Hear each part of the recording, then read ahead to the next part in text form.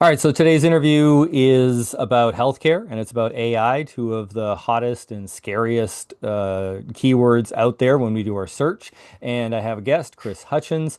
He is an expert in both, and he's launching a startup in the area of AI. And the whole goal is to make healthcare more human, or at least easier to navigate. And welcome to the brains behind it, Chris. Well, I'm happy to be here. Thanks for having me, Dave. All right, so let's dive right into it. So you're saying that healthcare is a mess. I think we can all agree with that, right?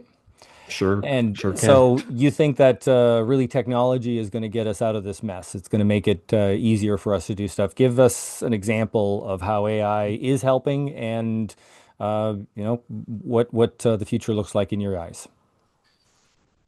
This is a great topic for me because I've spent the majority of my career, 30 plus years, working in the provider sector. And what I've seen repeated over and over again are the challenges we're still facing.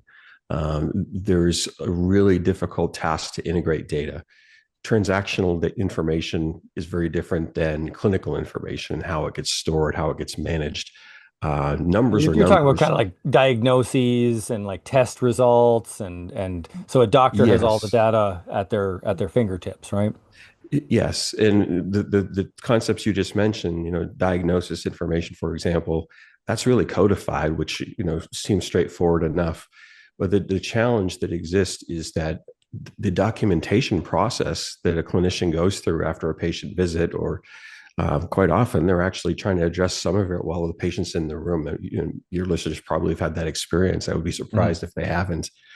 The difficulty with that is communication styles vary from person to person. You and I might have gone to the same medical school, got the same training, of course.